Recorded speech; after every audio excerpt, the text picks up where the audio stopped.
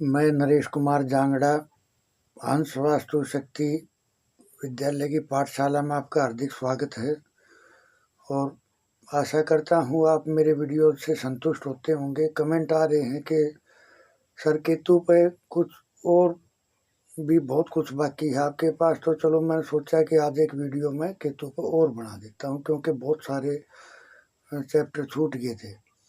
तो क्या है, जिस इंसान का केतु प्रभावित होगा वो अपनी लाइफ में अकेला फील करेगा अपने आप को। अगर ये दोष बढ़ जाए तो बिल्कुल ही एकांत में रहते हैं। ये कैसे रहते हैं, जैसे ये जो वृद्ध आश्रम है आप देखोगे ये सब केतु से प्रभावित हैं। औलाद क्या है, केतु। जब केतु खराब है तो औलाद साथ नहीं देगी, अहमियत नहीं देगी। यही तो है केतु। और एक तो केतु से पीड़ित व्यक्ति को कान की समस्या, रीढ़ की हड्डी, घुटने, लिंग और किडनी, जोड़ों के दर्द, ये सब केतु है। किडनी खराब हो जाती है, घुटने खराब हो जाते हैं, ये सब केतु की मेहरबानी। और बाकी मैं तो ये कहूँगा कि जिस घर के आगे पीछे दोनों तरफ गली होंगी वो भी केतु है। केतु का फैलाव बहुत ज़्यादा है। जैसे मैंने आपको बताया था अपने पिछले वीडियो में कि केतु की रेमेडी क्या है, तो आप इस तरह से जब देखोगे, जैसे कान की समस्या मिलेगी, उसके कान में कोई भी तकलीफ है, उसको सुन नहीं रहा, उसमें मवाद आ रहा है, यानी समस्या, वो केतु है। मैंने तो अपने एक केस में यहाँ तक देखा कि एक मेरा दोस्त है, तो उसके पिता ने भी उसको बहुत सपोर्ट किया, तो वो भी बुढ़ापे में उसको काफ़ी सपोर्ट कर रहे थे, लेकिन उनका रवैया जो है वो बिल्कुल बदली हो गया। तो क्या हुआ कि उन्होंने केतु की जो रेमेडीज की वो इमली वाली, वे बता रहे थे कि मेरे पिताजी अब मेरे से पूछे बगैर कोई काम नहीं करते। तो रेमेडीज का तो खैर अपना काम है ही। हमारी संतान भी केतु है। अगर केतु खराब है तो हमारी संतान हमारी सुनवाई नहीं करेगी, यानी हमारी बात को अहमियत नहीं देंगे, वो गलत रास्ते पर चल जाएंगे। अगर केतु खराब होगा तो गलत संगत में निकल जाएंगे, नशे करने लग जाएंगे, है ना। और ये अगर ये घर में वैसे जन्म कब लेता है परमानेंट, मैं आज उसका खुलासा करूंगा। ये परमानेंट जो है, जैसे अगर हमारी टॉयलेट एनी यानी ईशान कोण, या ईस्ट यानी पूर्व, या NW यानी वायव्य कोण, या SW यानी नैऋत्य कोण, या वेस्ट यानी पश्चिम, अगर हमारी टॉयलेट इन किसी भी जगह पे है तो वो मकान परमानेंट केतु का ही मकान हो जाता है। उस घर में दवाइयों का सिलसिला, उस घर में जो नर सदस्य है वे कहने में नहीं रहेंगे, गलत रास्ते पर चल पड़ेंगे, नशा करने लग जाएंगे। तो इस तरह से फिर जब देखते हैं तो फिर पंडित जियों को बोलते हैं, पंडित जी हमारे घर पूजा करो, हमारे बच्चे ऐसे हो रहे हैं। आप पंडित जी पूजा कर देंगे, 1 महीना 2 महीना कुछ बैलेंस होगा, उसके बाद में फिर सुई वहीं जाएगी। क्योंकि सुई जाने का मतलब है कि क्योंकि वो जड़ है उसकी वहाँ मकान में जहाँ से वो प्रभावित है। इसमें क्या करना है आपको, मैं एक केतु के बारे में एक रेमेडी बहुत अच्छी बताऊंगा। ये जो जमुना वाला रेता होता है,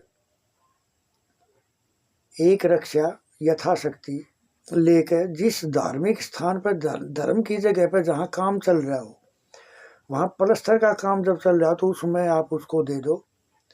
तो ये केतु की एक बड़ी ज़बरदस्त रेमेडी है, क्योंकि मंदिरों में हमेशा भजन शब्द मंत्रवाणी इस तरह से चलती रहती हैं। तो जो वो आपके हिस्से का जो रेता है वो जो उस मंदिर में लगा तो वो भी सुनेगा उस धर्मवाणी को। तो आप ये मान के चलो कि आपके पितर जो है यानी केतु एक तरह से पितर ही हैं, वो बैलेंस होंगे। अब है मान लिया किसी के यहाँ, क्योंकि केतु है ना तो कहीं ना कहीं मुकदमे झगड़े भी हो जाते हैं। मैं आज आपको एक मुकदमे की झगड़े की एक इतनी जबरदस्त रेमेडी मैं आपको बताऊंगा कि आप देखोगे, लेकिन आपके हक की बात होनी चाहिए। आप देखोगे, आप एक ही बार में करोगे तो एक ही बार में 99% तो फैसला एक ही बार में आपके हक में हो जाएगा, वरना बड़े बड़े केस में 2 बार में सुलटे हैं। तो क्या करना है, जो चांदी का डस्ट होता है, चांदी का पाउडर, 100 रुपए की 3 पुड़िया बनवा ले, और एक 10 रुपए की कैंपा कोला छोटी वाली है ना जो प्लास्टिक में आती हो, वो इनको लेके बंदा तीनों पुड़िया अपनी जेब में डाल के, और जहाँ कोर्ट में आपका केस चल रहा है आप वहाँ की टॉयलेट में घुसो। वहाँ की टॉयलेट में वो जो आपने जो कैंपा ली है उसकी डाट खोल लो, उसको टॉयलेट में फ्लश कर दो, और फिर आप एक हाथ में आपके में डाट है एक हाथ में बोतल है, तो उसको ऐसे क्रॉसिंग में भगा देना है वही टॉयलेट में ही। और फिर बाहर निकल के जिस कमरे में सुनवाई होती है उस कमरे की चौखट में एंटर करने से पहले अपनी रिंग फिंगर और अपना अंगूठा इसमें उस डस्ट को लेके और ये बोलते हुए छोड़ना है कि इस केस का फैसला मेरे हक में हो और जल्दी हो। ये बोल कर उसको वहीं छोड़ के दरवाजे से बाहर, और बिल्कुल उंगली और अंगूठे को रगड़ के, और किसी का सहारा नहीं लेना है किसी भी उंगली का, उसी को आपस में रगड़ के साफ करके आप कमरे के अंदर एंटर करो। और अगर आपको लगे कि कुछ समय लग रहा है, अभी मेरा नंबर नहीं आया है और है, तो आप दूसरी पुड़िया खोल लो, वहीं जब बैठने का स्थान होता है वहाँ उसको अपनी उंगली में दबाओ, और जब आपकी सुनवाई का नंबर आए तो आप वो छोड़ दो। आप देखोगे आपका फैसला एक ही बार में 99% तो एक ही बार में छूट जाएगा, यानी केस हल हो जाएगा और केस आपके हक में जाएगा। एक जितने भी पलंग है, हाँ एक बात याद आई, जितने भी अपने पलंग है, खासकर जो दहेज में मिला हुआ जो पलंग है उसकी देखभाल तो आपको पक्का करनी है। अगर दहेज में मिला हुआ पलंग अगर उसमें कोई खराबी आ गई तो आपकी संतान को तो बिल्कुल वो रहस्यमय बीमारी दे देगा। तो पलंग जितने भी है वे सब केतु हैं, और कपड़े धोने की मशीन वो भी केतु है, और मिक्सर और ग्राइंडर ये भी केतु हैं। और जितनी भी ये अपनी वायरिंग होती है अगर ये इकट्ठी करके गोल गोल इकट्ठी कर एक जगह अगर रख दी तो वो भी केतु है। तो अपने घर पे ऐसी फोल्डिंग की हुई कोई भी वायरिंग ना रखें, उससे हमारा केतु खराब हो जाएगा और जिसमें बहुत बुरे बुरे रिजल्ट मिलेंगे। वैसे इस वीडियो को और थोड़ा सा खास बनाने के लिए यानी आप लोगों तक जानकारी पहुंचाने के लिए, आपने कभी देखा होगा जो विश्व विख्यात मंदिर हैं जिनकी कमाई रोज की करोड़ों में लाखों में करोड़ों में है, उनमें ऐसा क्या है? क्योंकि जो अपने पुराने वास्तु एक्सपर्ट थे उन्होंने क्या किया, उन मंदिरों की एंट्री 1 नंबर की जगह पे थी। पहले तो 1 नंबर की जगह का मतलब है यानी 3434 की एंट्री थी। दूसरी चीज ये कि उन मंदिरों के उत्तर में या पूर्व में बहता हुआ जल मिलेगा आपको। और तीसरा सबसे अहम और खास पॉइंट जो बड़ा नोट करने वाला है, उन मंदिरों के चारों कॉर्नर पे 4 बुर्जियां बनी होती थी। इनको हम बोलते हैं 4 देवियां, चरखी, बिदारी, पूतना और पाप राक्षसी। अगर मंदिर के चारों कॉर्नर पे ये 4 बुर्जियां बना दी जाए और 3-4 की एंट्री दे दी जाए तो आप ये मान के चलो कि उस मंदिर की काया पलट जाएगी, वहाँ का कोई अंत नहीं होगा, जो आएगा उसी को आशीर्वाद मिलेगा। और दी बेस्ट। अब क्या है, अब अपने घर में इनको कैसे अप्लाई करें। जब मिस्त्री ठेकेदार जब अपने घर की चुनाई करते हैं, जो अंदर वाले चारों कॉर्नर है जो अंदर की साइड है, उसमें आप 14 बाई 14 इंची के करीब, यानी 4 इंची की ईंट बढ़ाकर अंदर की तरफ 14 इंच में अगर वो आप चारों कॉर्नर पर लगाओगे, आपके घर में स्थायित्व आएगा।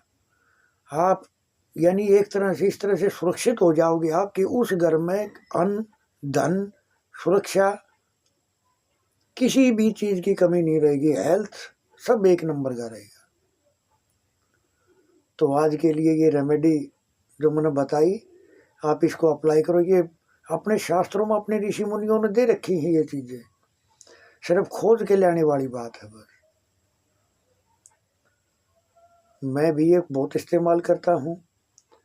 आज के बाद में आप देखोगे जिस मंदिर की चारों कॉर्नर पर 4 बुर्जियाँ हैं वे विशेष हैं, और जहाँ बुर्जियाँ नहीं हैं वो कहीं ना कहीं यानी एक वो बात नहीं है, एक एनर्जी पॉइंट की वो बात नहीं है, यानी फ़र्क है उसमें। तो खैर आज के लिए इतना ही। थैंक यू, धन्यवाद, नमस्कार।